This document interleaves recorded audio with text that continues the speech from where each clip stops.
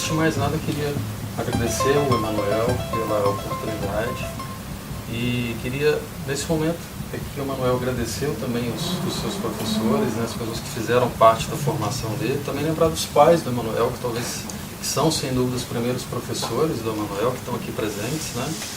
E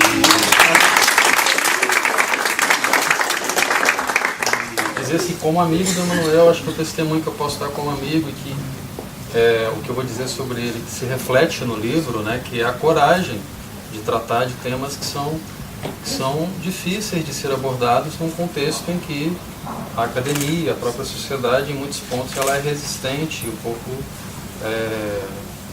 resistente mesmo à abordagem de questões polêmicas e questões, apesar de tão interessantes, tão importantes, tão relevantes serem tratadas, né?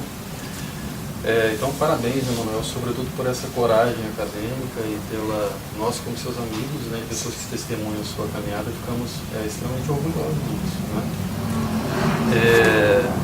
Muito bem, o meu tema talvez seja um tema que fuja um pouco do que foi falado até agora. Então, quando eu fiz essa ponte, os meus colegas de Ouro Preto, geólogos, acharam que eu estava ficando doido. E os meus colegas da Faculdade de Direito da FMG tiveram certeza que eu estava ficando maluco fazendo essa ponte. Mas como mineiro e em função do livro, o tema do livro, que é um tema identidade cultural, a identidade mineira, e particularmente a minha, então a minha fala vai ser nesse sentido. O mineiro gosta de contar causa, então eu vou tentar contar um caos acadêmico para vocês, como tem sido o meu percurso, né? A nossa identidade mineira é uma identidade serrana, antes de qualquer coisa, né? Como mineiros, nós nos preocupamos com as formas da terra. Por isso eu fui para a geologia. A geologia me interessa por isso, né? A minha identidade, antes de ser mineira, ela é serrana, né? Então, nesse caminho, pensando sobre a minha identidade, eu fui recuperar as origens da minha família, né, das pessoas que são meus ancestrais, os primeiros alvarengas, né, que surgiram e que me deram um nome, né? E fui parar na Serra da Canastra, que talvez seja uma região conhecida de vocês. Se vocês não foram à Serra da Canastra, eu recomendo que visitem a região, mas certamente devem ter visto algum documentário, alguma reportagem. É uma região muito bonita, né, do estado, e que se caracteriza, entre outras coisas, pela beleza das suas formas, né? Eu comecei a pensar que a minha identidade como mineiro, ela tinha algo a comunicar com as formas das nossas serras. E eu tento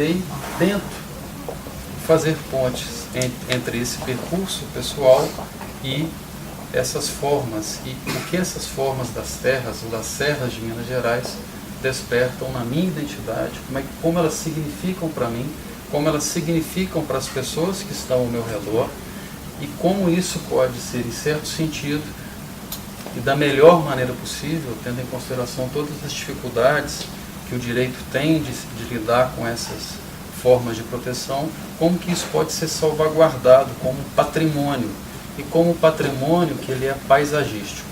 Muito bem, falando um pouquinho sobre a Serra da Canastra, o Parque Nacional da Serra da Canastra, ele foi criado em 1972. Foi um processo, inclusive, muito violento. O parque ele foi criado principalmente em função dos seus valores da biodiversidade.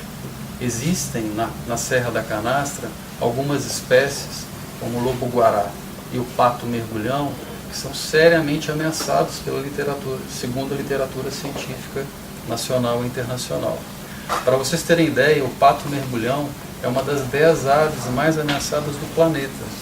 Então, a justificativa da biodiversidade foi sim um dos fundamentos para a criação do Parque Nacional da Serra da Canastra.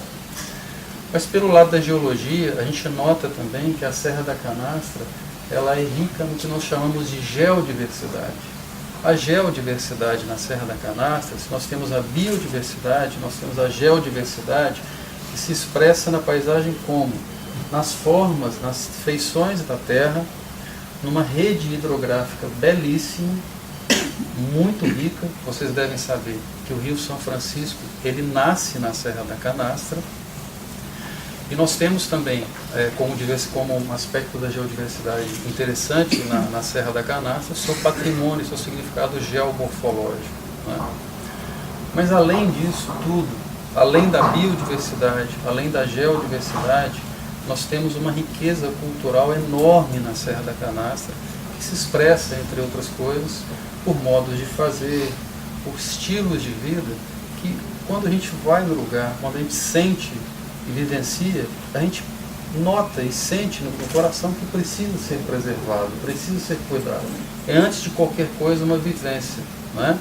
O modo de produção do queijo canastra, que é inclusive hoje patrimonializado pelo IPHAN, ele é algo muito típico daquele lugar, que já existem registros na literatura dando conta de que o queijo canastra está associado à característica geológica e, mais precisamente, pedológica, tem a ver com o solo da região.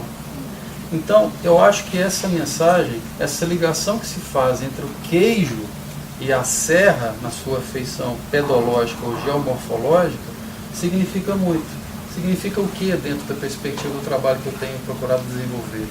Que as categorias que a gente normalmente separa, patrimônio natural e patrimônio cultural, elas estão necessariamente imbricadas.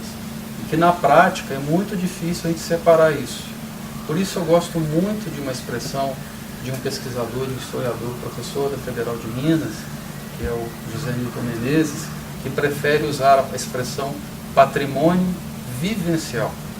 Eu acho que é disso que a gente está falando. Quando a gente fala de identidade, nós queremos salvaguardar vivências, né? Vivências que esses povos, desde os povos imigrantes que estão aqui no Brasil, desde os primeiros, os povos originários, até os chamados canastreiros, que são como se auto-intitulam as pessoas que vivem na canastra, se denominam. Eles querem ter resguardadas as suas vivências. E o porquê que eu tenho trabalhado essa questão do patrimônio, o que eu tenho tentado envolver o direito nisso? E como bem disse o professor Orlando, existe uma outra coisa na Serra da Canastra que tem uma expressão complicada, que é intrusão kimberlítica. Traduzindo, o que é isso? Diamante. Tem diamante na canastra. Então, qual que é um dos conflitos que hoje se estabelece na região? A alteração dos limites do parque, utilizando um instrumental jurídico, até a modificação do lugar onde nasce o Rio São Francisco. Existe até essa discussão na ciência, nós vemos até a própria ciência a serviço de interesses estranhos, para que seja viabilizada a exploração em larga escala pelo diamante na região da Serra da Canastra, o que evidentemente pode colocar os canastreiros e as pessoas que vivem nesse lugar seriamente ameaçados. Então a gente precisa ter uma preocupação com muito cuidado. No meu trabalho a gente tenta desenvolver perspectivas em que os modelos de proteção, a gente pode sim contar com direito, mas que eles sejam construídos a partir da visão do canastreiro, né? Sem evidentemente descuidar daquele patrimônio geológico, da geodiversidade, da biodiversidade únicas que estão ali na região da Serra da Canastra. Então é muita alegria participar do projeto. A minha intervenção aqui vai ser muito curta. Eu, como bom mineiro, eu sempre gosto de poesia, né? Então eu acho que, falando um pouco sobre a minha identidade, sobre a identidade que eu procuro trabalhar na região da Canastra, eu lembro aqui de dois escritores. Um deles está na moda hoje, que é o Mia Couto, né, que fala um pouco sobre, inclusive sobre a cultura africana, né, forte na obra dele. E quando eu me identifico muito com a obra dele quando ele fala que todos temos uma terra natal, mas que também nós temos uma água natal, né? Quando eu vejo a riqueza das águas da Serra da Canastra, né, e me identifico lá pela minha relação de ancestralidade, e vejo as pessoas ao meu redor da região com o mesmo sentimento, eu me identifico com essa passagem dele.